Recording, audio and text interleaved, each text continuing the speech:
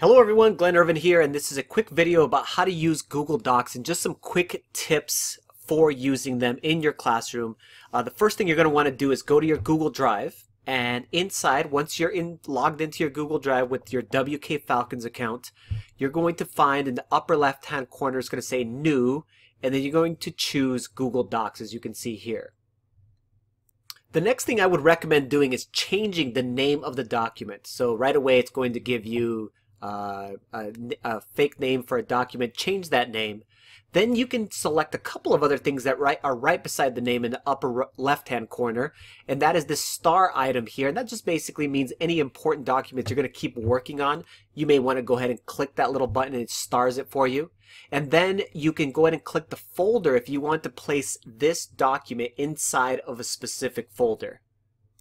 Under the File drop-down menu, you'll click File, and then there's a bunch of things just like you would see kind of in Word, but there's a couple of things that are unique to Google Docs. The first one is this thing, which is a super powerful tool. It's called See Revision History. When you click on that, it'll show you all of the different forms that this document has taken. So all of the different days that anyone has collaborated and put anything in there, it'll show you that revision history. It's a super powerful tool if you're having more than one student work on a document, or if you want to kind of go back in time and see, oh, what happened like 2 weeks ago, or how did this document change? You can do that too. And all of these changes are saved automatically inside of Google Drive. There is no file save button, so that happens automatically. The next thing you can do is press download as, and when you click download as, it will give you all kinds of options. The most powerful being that you can download it as a PDF, and then of course as a Word doc, as a DOC file. So that's again, powerful tool. And then also you can go ahead and click the little page setup button down there at the bottom, and you're able to go ahead and change the landscape or normal types of setup changes that you would do also, for example, in Word. Some other interesting things that you can do with Google Docs, all within this platform, because you want to make sure you can use, instead of clicking outside of this thing, for example, going to Google Images. What if you were just going to select this sentence? I'm going to select it, just highlight it as I've done there. And at the bottom right, a lot of people don't know what this is. Basically, it's an explore bar. It's a weird little symbol here, and it's a weird name for it, to explore. You would not know what that actually means, but when you click it, a super powerful function comes up. The first thing it'll do is it'll read the sentence and it'll say, hey, here's some different topics that you may be interested in on the web. Or the better even part that I like is this part where some images actually show up, or related research. But I'm going to look at the images here, and I'm just going to click more, and now I have all kinds of different images about what happened in this specific sentence. And so if I wanted to bring in an image of a dragon, for example, it would be super easy. I don't have to go out, for example, to Google Images. That's what this search just did. So I'm going to click this one, and I can just bring it in to my presentation, and then my document, resize it like you normally would inside of Google Docs. You can even say, I want to wrap the text around this, or whatever it might be that you're interested in doing, and it's super easy. This is great for your students, great for you as far as a time-saving tool. One of my favorite shortcuts inside of Google Docs is the Control key, and you hold down the K key at the same time. Now you do this after you select something specifically. It could be an image, but I usually do it with text. So let's say I have this puppet demo video, right? And it's on YouTube. I'm going to show that to you in just a sec. But I have this video, it's right here, and up here I have the address for that thing.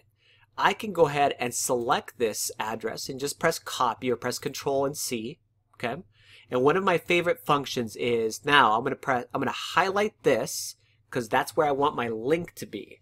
Now I can hit the Control key and the K key, the K, at the same time, and something comes up as a shortcut to a link. And so I can paste this in here. I can right click and paste, or I can just press Control and V to paste, and I can just press apply. And what it's done is, you'll see it's highlighted it and it's put it on, underlined it, changed the color, and now that text is linked. And the reason why that's so powerful is for your students, they can just click on this and it takes them to wherever it might be at. and it doesn't have this huge long email address. Instead, it actually has some valuable text there. This is the Puppet EDU demo video, so let's just try to make sure and see if it works. I'm going to click this. It should pop out to a new window. It has popped out to a new window, and now I can go ahead and watch the video or whatever it might be. It's a great way of not only linking things to YouTube, but what if you wanted to link this Google Doc to another Google Doc? Super easy to do. You're able to go ahead and do that. Again, I'm going to show you something real quick. You can share this Google Doc by clicking over here in the top right hand corner. I just moved my face there, share. And then now it's going to give you all kinds of different options here. So you have this get shareable link, okay? Or I can put someone's name in here, but usually I just go right here, I click get shareable link. Now I have some way for someone else to be able to view this. Now, there's various functions inside of here. Like right here it says, hey, anyone at Wabasha Kellogg can see this, can view it. They can't change it, but they can view it. What if you wanted people to comment on it? You could have them do that too, and I'll show you kind of how to comment in just a bit.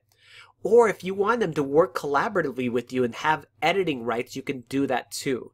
Now, this says anyone at Wabasha Kellogg because this is a wkfalcons.org account.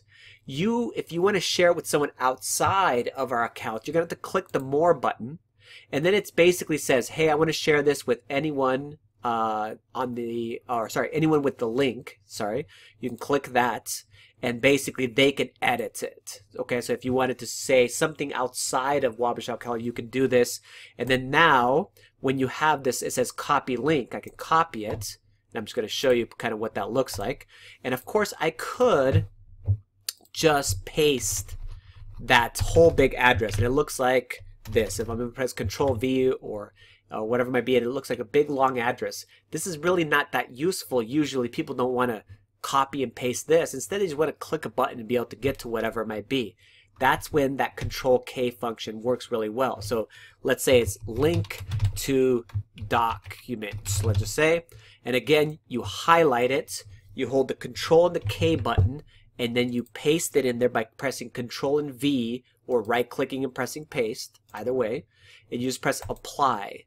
And now it's taken me to a link. Of course, it's linking to this exact same document. So if you're linking to other documents or web pages or anything else, it's super easy to do that. Control and K. So now I'm actually inside of a Word document. And what if I wanted to copy and paste this Word document into a Google Doc? You can definitely do that. You can select all the text. Let's do that. I'm going to select all by pressing Control and A. So that selects all.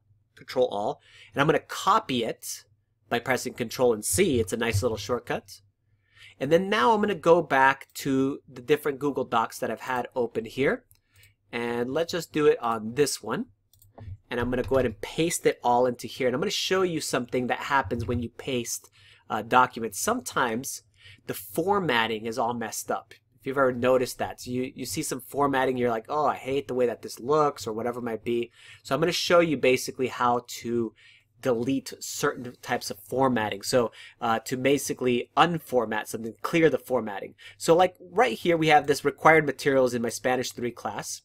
And in the upper right hand corner, you'll see this little T and X. It says clear and formatting. If you don't see this, you may need to hit a drop down menu, like one of these little menus, to be able to kind of to be able to find this little key. It might be hidden.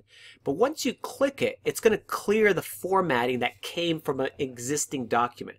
So let's say you copied a PDF. This happens all the time in PDFs or in Word docs or something outside of Google Docs. And when you bring it in, it looks horrible. It's like all unformatted. You want to just clear the formatting. You select it, and you just click this little button, and it's going to take out that formatting. Now, sometimes that includes things like bold or italics, or just the function to where it's centered or whatever it might be, and it can take those things out to save you some time and to make the document look good. And then you can then apply whatever it is that you want as far as the formatting is concerned, whether it be bold, italics, or whatever it might be. So this little button is super powerful when you're copying and pasting other documents. Okay, so I wanted to show you a different way to be able to share this type of document. So again, you click up here in the top right hand corner, it says share, and your share menu comes up. You can basically copy this link, like I told you, and change the different functions. Can they view it? Can they comment, or can they edit? You can do any of those things. And then, but you can also, if you want, if you know the specific email address of this person. So for example, I have Mr. Stewart in here. I'm going to click Rob Stewart. I'm going to select him. Okay. Now I want to make sure that it selects Mr. Stewart's the correct email address. Like I want the wkfalcons.org account. That's the account that he's going to be using. And so it selects him. It says Rob Stewart. I can even send him a note like, here is that sample document. And this is going to be an email that's going to come to Mr. Stewart's WK Falcons account. And right here, I can give him what kind of privileges should he have. Can he edit? Can he just comment on the document? Or can he just see it? And this is important depending upon if you're working collaboratively with someone.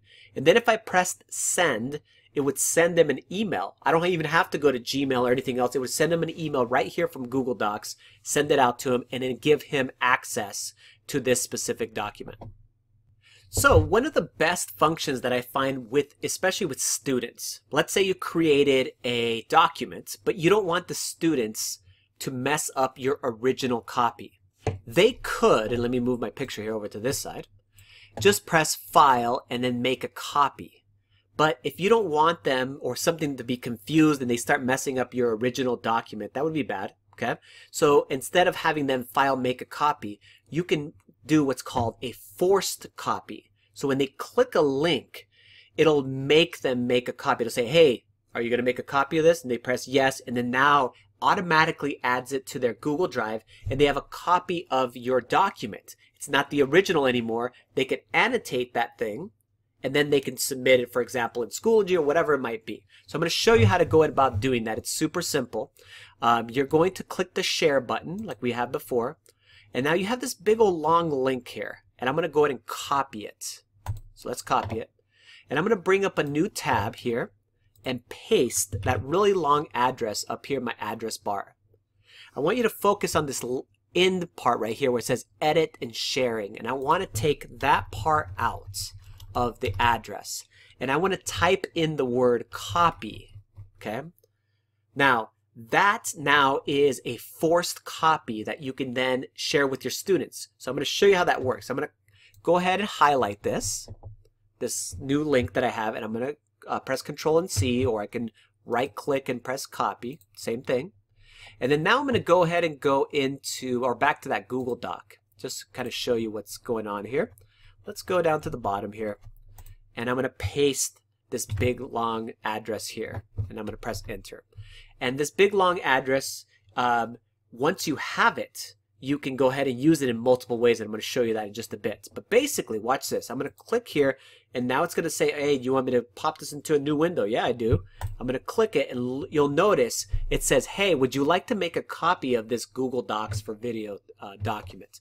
And if I pressed make a copy, which I will just to show you, you'll notice, and I'll move my face again here, that now I have a copy of this original document called Google Docs for the video. Awesome. So one thing I would recommend doing is using that kind of shortcut key, that's linking key, instead of having this big old long address like this. It looks horrible. Okay. You might say something like, click here for copy of documents.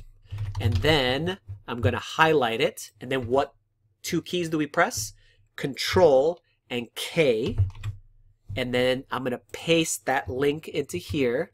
Now it has that little copy at the end. That's how I know it's going to work. And I'm going to press apply. And instead of having this long obnoxious thing here, we say click here for copy. And then once again, I click it and it'll say, hey, you want to make another copy of this thing. This is great if you have an original document, you want the kids to edit or annotate their own document itself. Boom, this is the way to do it. Just take off the ending and then change the word to copy. The final part of this video is about comments. How do you comment on a specific part of someone's text? For example, you have a student, they submit a Google Doc or they share it with you, okay? And you're like, oh, okay, I want to give them some feedback. So you can actually comment on things that they've written and it's awesome and amazing without writing inside of this text itself. And the way that you do it is you're like, okay, I see this paragraph here, and as soon as I start highlighting anything, you'll notice that this little thing came up, and this is my comment bar. If I wasn't the original owner of this document, but someone shared the ability for me to be able to comment, it's going to have my name on the side here. So I'm going to click it, and it says right now, Glenn Irvin is commenting on this section. So I can say something like, I really like this paragraph. Okay, that's a bad comment, but it's all right. We'll press comment, and now it's there. And the other person, or it could be another teacher or a student, whatever it might be, can see this. And they can go to it and they can go, oh, okay. They can give you feedback on that specific comment. They can reply to it. So they can say like, thank you, though I'm replying to myself here. Okay.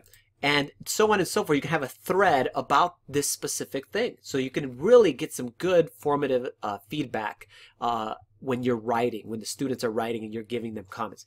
When you're working collaboratively with another teacher or many teachers, this is essential so that you're not messing around writing stuff here. You're writing comments, and then the originator of the document can resolve things. Basically say, okay, we solved that problem. Let's get it off the side here. You can click resolve. It goes away. Now, what's super awesome is, let me move my face here, is you can always look at all of the different comments that have been written by opening the comments thread, and it'll say who wrote what, when, and whatever might be. Super fantastic ability there for the students to get feedback from you, or for you guys, for the students to give each other peer feedback, and you to be able to go ahead and also take a look at. That's all I've got for you guys. Sorry it's such a long video. Adios. Hasta la vista.